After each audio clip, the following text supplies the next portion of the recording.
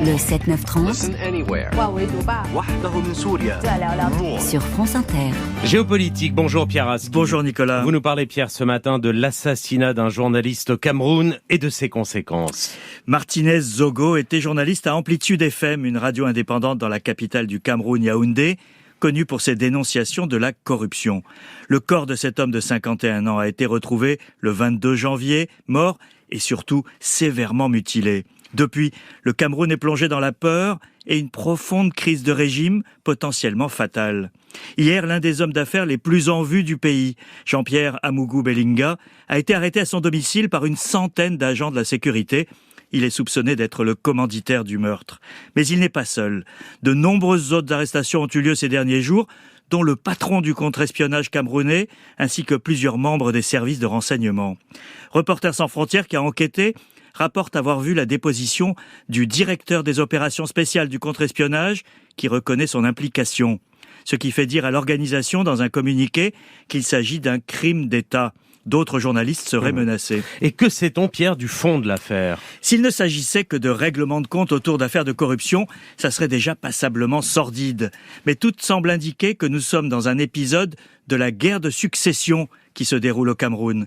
Le président du pays, Paul Biya, célébrera dans quelques jours ses 90 ans, dont plus de 40 passés à la tête du pays. Un record.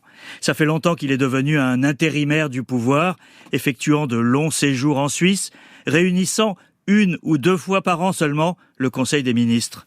Cette éclipse laisse une place immense aux entourages qui se disputent l'influence, dont le tout-puissant secrétaire général de la présidence, Ferdinand Ngogo. Il est encore trop tôt pour savoir comment ce meurtre et ces arrestations s'inscrivent dans les grandes manœuvres qui anticipent sur la disparition du chef de l'État camerounais. Mais l'enjeu est suffisamment important pour qu'on tue, qu'on dénonce, qu'on trahisse. Et quel est l'enjeu, justement ? Le Cameroun, Nicolas, est un pays clé d'Afrique centrale que personne n'a intérêt à voir s'enfoncer dans une instabilité plus grande encore que celle dans laquelle le place cette interminable fin de règne. Le nord, en bordure du lac Tchad, est confronté aux djihadistes de Boko Haram. L'ouest, anglophone, est en proie à une guerre civile qui ne dit pas son nom. Et les richesses du pays sont captées par une oligarchie prédatrice.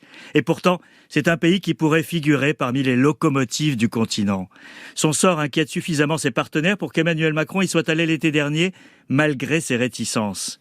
La semaine dernière, plusieurs personnalités camerounaises, de la diaspora comme de l'intérieur, dont l'historien Achille Bembe, lançaient un appel dans une tribune dans Le Monde. Elle demandait un dialogue national avant, disait-elle, que la catastrophe n'advienne. On peut se demander si la catastrophe n'a pas déjà commencé. Merci Pierre Aski et je rappelle à nos auditeurs que vous êtes président de RSF, Reporters sans frontières.